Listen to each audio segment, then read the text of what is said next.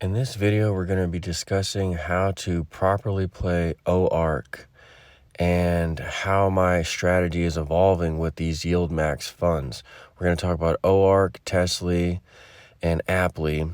I also have another fund to compare against TSLY. It's another cover call fund for Tesla. And we're going to discuss that one as well as go over an email that I sent to the Yieldmax people, and they responded back to me. And they answered a few of the questions that were pressing, and it should clear up a lot of our confusion. So we'll start here with just overall theory on OARK funds, on how it's evolving for me, my strategy, and how I'm going to play it going forward, all of these Yieldmax funds. So we've gotten our income up to $111,000 per year. I told you the goal is to get it up to 108 because that adds an extra 1,000 per month income after 96,000 per year. So 108 was a big goal, and now my next goal is to get it to 120, and I'm going to get it to 120 safely through these Yieldmax funds. When they drop the other funds, Nvidia and Berkshire Hathaway and all those other funds, I'm going to be buying those, and it's going to take my income up significantly. It's just that I want to do it without the risk. As we saw with Tesla this week, the risk in that vehicle is tremendous. I mean, yes, it fell like the stock fell, so you have to expect that kind of movement. But if you were to put all of your money into something like TSLY, you're going to experience high volatility and large drawdowns, especially if you're in margin. Okay, so I just want to show you briefly that we're up 15% for the year while the Dow is up 2, S&P is up 7, NASDAQ is up 15. Now we're beating the NASDAQ by a fraction. So even though these funds are volatile, we're still in line and performing in line with the market. We were up 0.7% on Friday, which beat the market. So overall, our strategy seems to be working fine. Even with a down 10% day in Tesla the other day, our performance is still hanging in there. Why is that? It's not a big enough position in the portfolio. 6,000 in Tesla, but we also have 1,000 in the short TSLS. I had 2,000. I've been thinking about it. I think that we could be nearing a support level, as I said in the last video. Plus, Cathie Woods has a really bullish target for Tesla, and that's going to keep the volatility high on the stock, as there are many people who want to buy this and think it's going to 2,000, and there are many people who want to short this and think it's going to 0. So it should keep the implied volatility high around 60, the IV, which then keeps the dividend high because the premiums are high, or the distribution, if you want to call it that. So the distributions or dividends should stay high if the volatility stays high on Tesla. And plus, if you have the notion that it could even move higher from here and it has bottomed, then I kind of like the idea of Tesla here because, well, as you know, it sells covered calls, synthetic calls, but it also buys calls at the money and sells puts at the money. This allows it to track Tesla's performance somewhat to the upside, definitely to the downside. So you're going to get Tesla's performance, but I really like how you're getting this dividend off of Tesla, the 60% dividend, and the volatility should remain high, so you're getting the full amount of this dividend. Whereas if you go to this other fund that I wanted to show you, one of my subscribers brought this fund to me in the comment section, and it's the competitor of Tesla. It's another covered call fund for Tesla, YTSL, as you can see on the top right, YTSL. I don't believe you can trade it in America. I tried looking up the ticker symbol.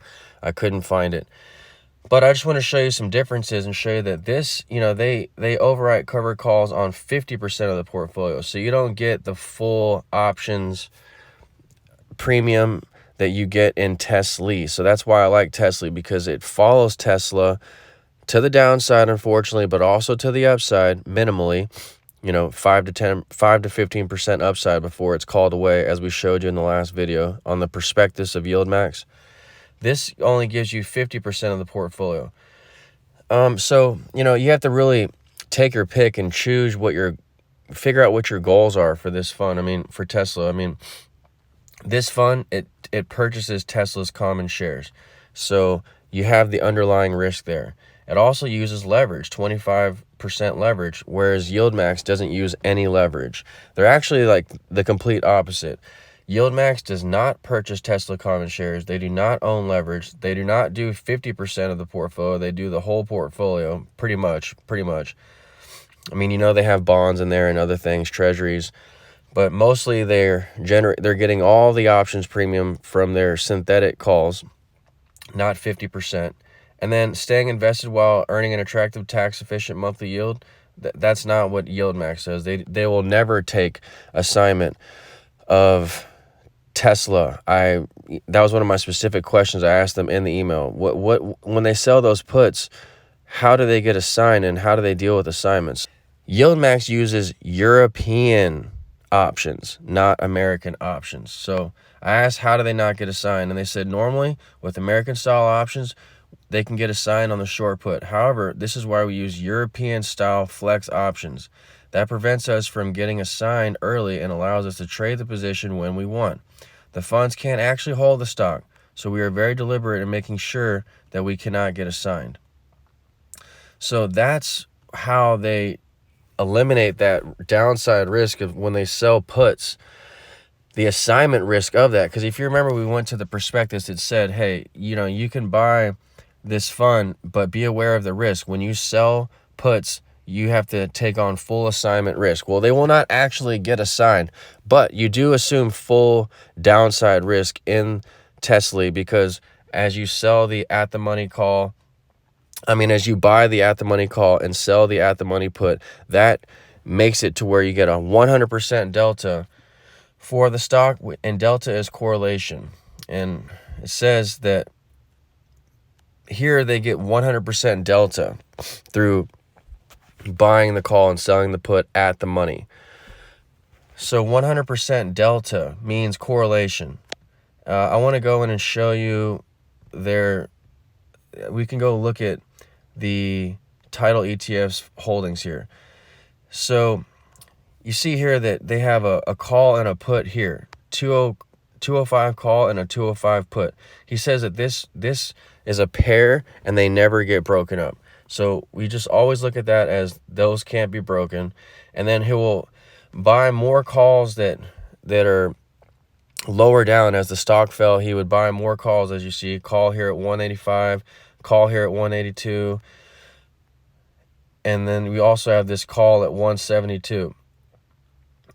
So what he's doing is when you buy the call at the money and you sell the put at the money, it's going to get 100% delta, which means 1-for-1 exposure to the stock price movement. 100% delta again.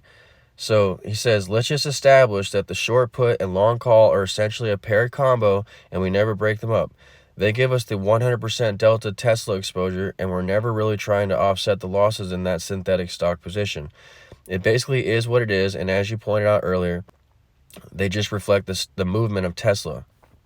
Yes, the sold put and the bought call, they mimic the price performance of Tesla, as I've been saying. So you're going to get that downside, full downside. If Tesla goes down 90%, so will TSLY. All right, but the important thing to note here is that when they buy the call at the money and sell the put at the money, it tracks Tesla's stock price 1-for-1. So that's why you're seeing that downside performance in TSLY recently. But that's okay, because that's what it's meant to do. It's meant to track Tesla's stock. I kind of am encouraged how closely the chart resembles Tesla. So if we go into a chart of TSLY, we look at it on a 1-month chart. Look at that little pop in April, and then now this dip down. You see this pop earlier at 16, and then you have this latest move down to 14. Okay, now go look at it in Tesla, on a Tesla chart, and see where the NAV erosion was. Let's compare the two together, and you'll see that they look very similar. You had that little pop here, and then now we're moving down. The fund hasn't been out long enough to determine if this thing can, generally move higher or, participate with the stock to the upside. Now, TSLY, let's go. And so, yes, there's some decay, because when back in November here on TSLY's chart, we're not quite back at the highs. So, we have had some NAV erosion, like I said. See, Tesla made it back to these old highs, I want to say. November, December. Okay, November, December. We're going here December. Okay, December, this was the high. And obviously Tesla made it back to those old December highs there. But on TSLY from December, you see here, we did not make it back to those old highs. December.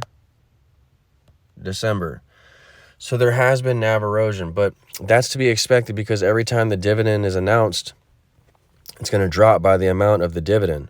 Excuse me. So it's not going to completely correlate to Tesla's up moves.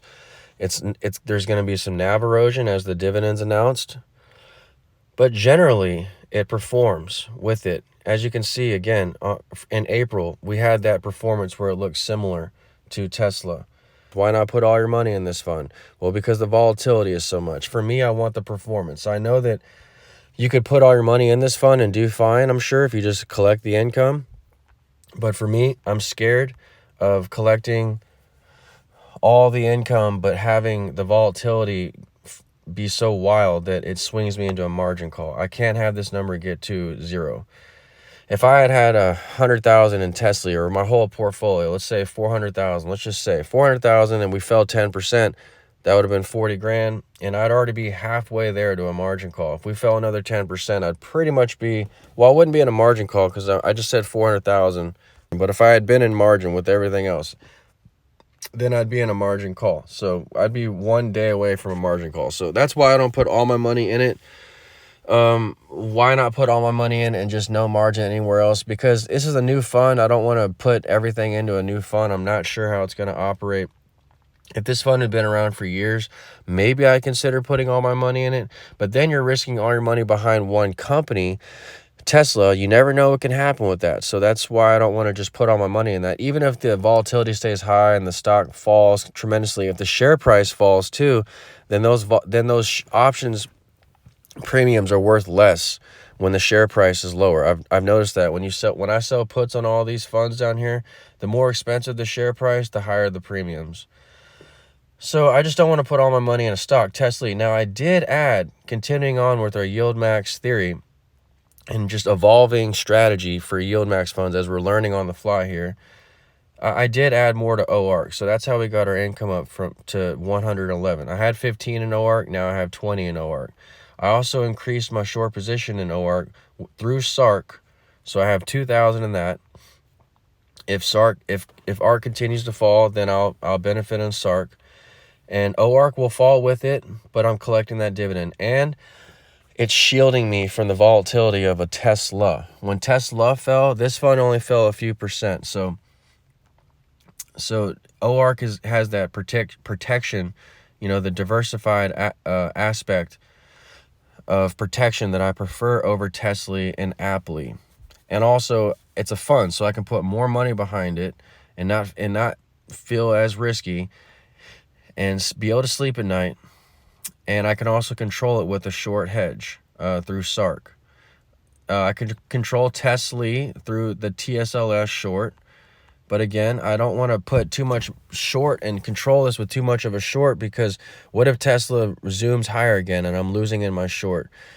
So, I want to be very careful. The way I manage position sizes with stocks is I always keep them in 1,000. So if I have a covered call fund, maybe I'll leave it at 5,000. That's the designation of these more risky funds that I've showed you in the past. 5,000, AMSA 5,000. So I just leave it as a smaller percentage of my allocations in the portfolio, and that's how I manage my risk in TSLY, and I just put all my money in an OARK. Again, not all of it, but a good chunk of it. So I have 20K in OARK and 10K in TSLY and APLY combined. So 30K so far in these Yieldmax funds. They have 50% maintenance. So if I'm putting 30K in these funds, the 50% maintenance they charge me, it's going to take up 15K equity. And that's a considerable amount of equity. So that's another reason why I can't have all my money in this, because it's 50% equity. The other stocks that I buy are 30%. So 30% allows me to get almost double the shares that I have now. So Cornerstone, the top funds that we have, these high quality 4-star funds, one reason why I put so much money in them is not just because they're top quality and 4-star, but they're such low maintenance that I can squeeze more income out of them without affecting this available for withdrawal number. So that's very important that, that you remember that, you have to buy low maintenance names because you cannot have this available for withdrawal number dip too far. The other important thing to remember is that you have to tie everything to the indexes if you want performance. So OARK, it's getting away from my index strategy. All these other funds up here are basically indexed. So what I'm going to do if I need to add more to OARK is I'm going to sell RYLD, the Russell, because OARK is essentially a glorified Russell 2000. It's a lot of small caps. So if I need to raise cash soon or eliminate two of a kind, because OARK and RYLD are two of a kind. Yes, they are somewhat indexed to growth. This is the Russell, so that's growth. And then OARK is not the Russell, but it's growth. So they're basically two of a kind. They kind of move one for one with each other, I've noticed on some days. Not completely, because also the Russell has some large caps in it that OARK doesn't have. The Russell is large cap, but it also has, it's part of the Russell 3000. So the Russell 3000 has the top large caps in it. The Russell 2000 below that are more of the small caps, but it still has a lot of larger, more established names than OARK has. So they don't move completely one for one, but they are generally small cap. So if I sell the 15K of RYLD, I'll only lose $1,500 in income because that's about 10% yield. It's 13% RYLD. And I can basically quadruple that yield by dumping it in OARK. So I plan to have no more than, let's say, probably 20 to 30K in OARK. And I'd probably just take from RYLD as necessary to rebalance OARK as it falls. So if I'm down 1,000 OARK, I take 1,000 from RYLD, buy back OARK. And I slowly increase my income that way. I don't buy everything in one position. I've always told you that. You buy in multiple positions on the way down, and you buy in wide ranges on these Yieldmax funds especially, because as the dividends announce, then the stock drops, and you have to be aware of all that volatility. I don't want it to affect my performance. The dividends offset that performance, but for now I don't want any more negative performance to set me off closer to a margin call. Okay, I just don't want to mess with my volatility too much. So let's finish the email. I asked if he would do a reverse stock split if the share price got below $5. Because as you know, if you use margin, if the stock goes below 5, a lot of times it increases the maintenance requirement to 100%. He said that potentially, yes, they could do the reverse split. Wouldn't affect the yield though. Yes, of course, I know that. But he said, yes, they would do a split. So that really made me feel better about these Yieldmax funds. I mean, because I was wondering, like, okay, they buy at the money call and they sell at the money put. So the put takes care of the call. If they lose on the call, it's okay because they paid for the call by selling the put. I get that. But now they have to mimic the share price as it falls and take assignment. So how do they deal with that assignment? Well, they don't take the assignment because they're not going to get assigned in European flex options. That's what he uses. He uses a European flex option because they're European flex. That means flex. They're flexible. You can negotiate them. I read about them some. I read the biggest difference between European options and American options is that you exercise the European option at the end on expiration. American options could be assigned and they can be assigned at any time. Again, European flex options, they get assigned at expiration. So he doesn't take assignment. They just do things beforehand, negotiate, perhaps buying a different contract, selling a different put, and they might have to take an open loss in the market on that, but they won't take assignment. So that you won't see them just get assigned to all these Tesla puts, all the shares as the stock's falling, and then the stock and the fund here go belly up. They're not going to take assignment. So they're just going to mimic. They're never going to break that combo, that pair combo I told you. They'll never break that long and put combo, and that'll just give a 100% delta, one for one with the stock price movement of Tesla.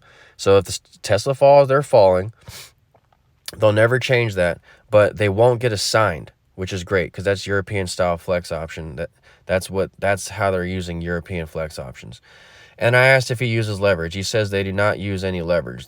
Sometimes they adjust things or whatever, but they don't use leverage. I'll read you the whole email maybe some other time, but I just wanted to give you those main points because it's like buy at the money call, sell at the money put. How do they deal with assignment risk? They don't get assigned. European flex options. What if it goes below $5? What if the stock keeps cratering because Tesla's falling? They will do a reverse split. So these kind of assuaged my fears and addressed all of my questions with the fund. I was wondering how they would deal with that. And, so now I understand, I think, through these European flex options, it really filled that piece of the picture that was missing for me. So I think that'll do it for this video. If I've left anything out, please let me know. We keep all of our money tied to the indexes, as always. OARK, it's getting to be a bigger part of our position sizes. So we're going to offset that through RYLD so that we never have two of a kinds and we keep matching the indexes. It's okay to have some growth.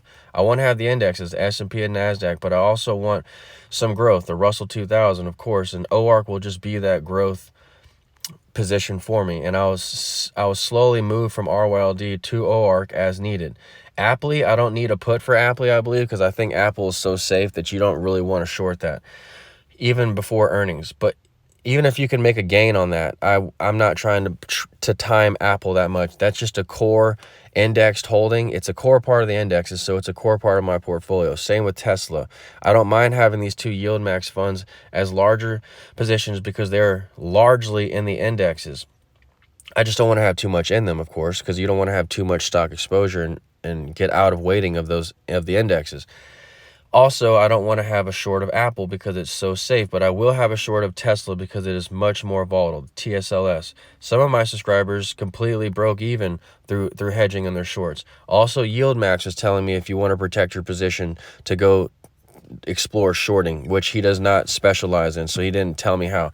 But I've showed you guys TSLS, and it worked pretty well. The other day when Tesla crashed, TSLS gave us 1-for-1 correlation to the downside, so that was nice. I added to my VIX short there just in case the VIX starts popping. I started a VIX short. We'll see what happens, but that's another subject. I could go into all these other names, but I'm going to do that this weekend. For now, I just wanted to cover Yieldmax because there's been a lot happening with Tesla, and a lot of people are in this fund now, and there are so many questions flying around the message boards. And also, I wanted to compare that, the TSLA fund with YTSL. Another subscriber asked me to do that. And by the way, I really like this fund. I wish I had some of it because it seems a lot less volatile. But at the same time, you don't get the yield for the exchange of the volatility. That's the trade-off. I prefer the yield and the volatility. This, if you don't prefer that volatility and you want lower volatility but a lower yield, you could go with YTSL. I just prefer higher volatility but less dollars in it, so I control my movement by having a smaller position size, but I get more yield in the process. And then you can hedge with the short. So I kind of like the idea with buying 5K Tesla, TSLY, buying 5K TSLS. Now I'm completely secure on the downside, and we just sit there and collect dividends to the upside. Again, I just didn't want to do that completely because what if Tesla really moves higher and shoots higher and I'm in my short? I'm just going to get burned in my short. And the dividends, if I make on $6,000 position, I make 10%, that's $600. So let's do times 6, and that's $3,600.